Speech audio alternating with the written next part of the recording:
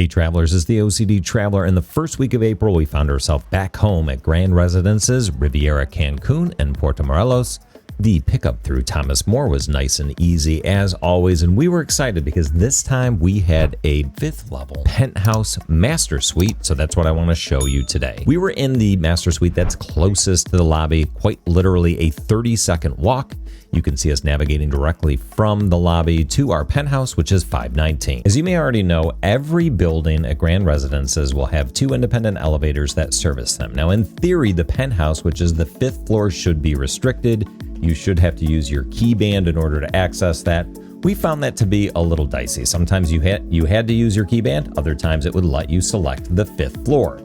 But when you get off in the 5th floor, one thing you will notice is there is only one bank of rooms. At least that's what it looked like in 519. Now, as the elevator doors open up here, I want to quickly orient you. So as you can see, there's just that one bank. Over to the left, we'll find a seating area and the entry to the master suite's pool, which is restricted to the master suite only.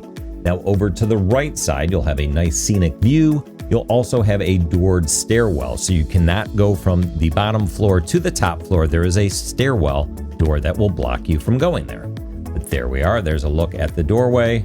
Over here to the right is the stairwell, so I'm quickly going to go down there. So you see it's restricted, so you can go down, but you can't come up. So coming back up the stairs, I'm going to hang over to the right. You can see the other penthouse across, that dedicated seating area, and then a pretty view out of the ocean. Now, the one thing I will call out is that building, which looks a little bit creepy now and starting to kind of rot and decay. That used to be the old sales office. It was painted to match Grand Residences. It's definitely weathered now. So let's head back into the suite. But before we do, they had one of these service doors open, so we checked it out. That's where you'd get into the electric panel, it looks like, for the master suite. So I thought that was interesting, just wanted to show you that. And now we'll come into the main entry to 519. You can see a glimpse of my mezcalita, my welcome drink. And as you come in, the left side is going to be the junior suite. So if you booked a 2-bedroom, you'd get both sides of this. We did not get a 2-bedroom, so we're not going to have access to the junior suite. Instead, let's head into 519A, the master suite. I have many different tours of these suites. I'm not going to go overly in depth. Right inside the door, there's a closet, as well as this nice powder room, which was perfect for my son and his friend. Walking in, you will have this full gourmet kitchen. I'll show a little bit more of that later. A welcome bottle of Grand Residences tequila. Then you've got the dining room. You've got the family room, the 2 Murphy beds, which are right there on the cabinet, either side of the TV. And then you'll notice this laundry basket, which is going to have 5 or 6 towels in it because we do have a dedicated pool that we'll check out a little bit later. Heading out into the veranda, we do have a full 6-person dining table over to the left, but let's take a look at that view. Again, we're right up against the lobby. You can see the lap pool. They actually had folks staying at the lap pool because it was windy, so that was really the only area where you could get access to an umbrella. We originally had a 1st floor master, which would have had a swimming pool. My wife didn't want to be looked at, so we decided to move up instead. It only cost us about $140 to move from a ground floor master to the penthouse. But here we are coming back into the dining room. I'll hook a left into the master suite. That's where my wife and I will sleep in that king-size bed. Nightstands, another Murphy bed, a his and her closet. Excellent closets, plenty of space, a lot more space than we need. A perfect in-room safe, which we use relatively regularly. And then kind of a Jack and Jill vanity set. The rain shower, a powder room, everything you could possibly need. I still say this is one of the best suites that you can find in Rivera Maya. We'll head back out. There's a desk. It comes with 2 fedoras. It comes with a beach bag as well, so you don't have to bring that. Coming back out into the dining room. There's another look at the dining room, the family room. We're going to head over here and take a look really quickly at the kitchen. You've got a stove, microwave, hood, everything you could possibly need. There's a look at the minibar. 2 bags of chips, pretty typical. Some pops, some water, soda, some water, a couple of cervezas, some beers in there as well. Got an espresso machine, the tequila we mentioned. But let's head outside now and take a look at the piece de resistance, the master suite penthouse pool. You'll notice that in the foyer, there are 2 full-size umbrellas. You can get more golf-size umbrellas if you need them, but there's a look at the private seating area there. I didn't do a good job. And then I'm going to cut over to the gate. So the gate is going to be locked. It's got an electronic padlock that you use your armband to unlock. Now, my wife and son were struggling with it, so let me help them out.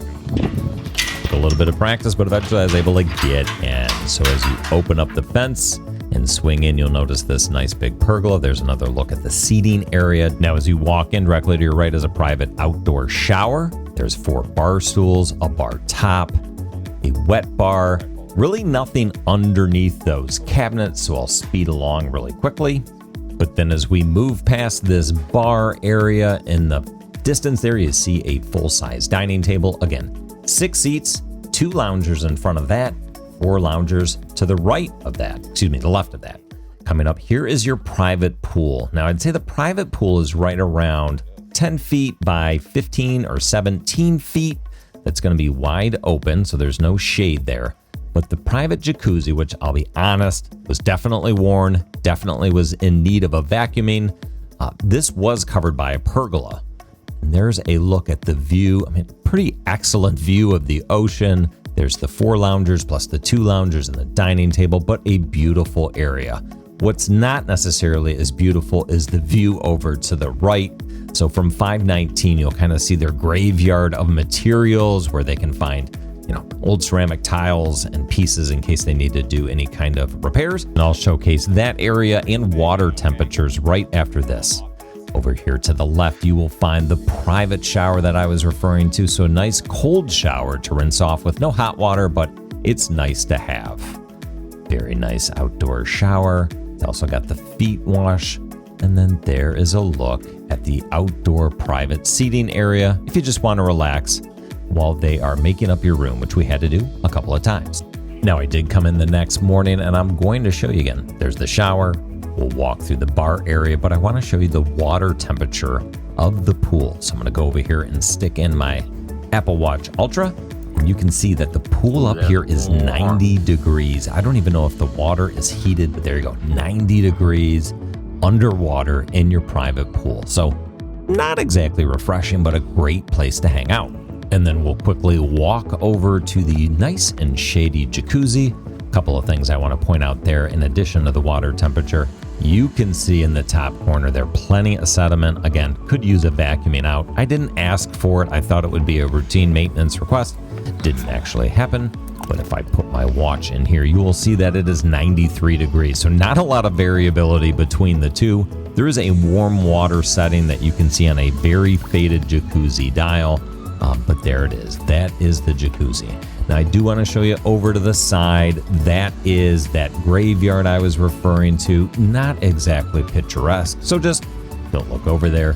The building itself, though, is beautiful. The lap pool, the ground floor master pools, and the ocean in the distance. Well, that's it. Tell me what you think. Would you stay at a penthouse in Grand Residences? But in the meantime, I am the OCD Traveler, reminding you to plan, travel, and repeat.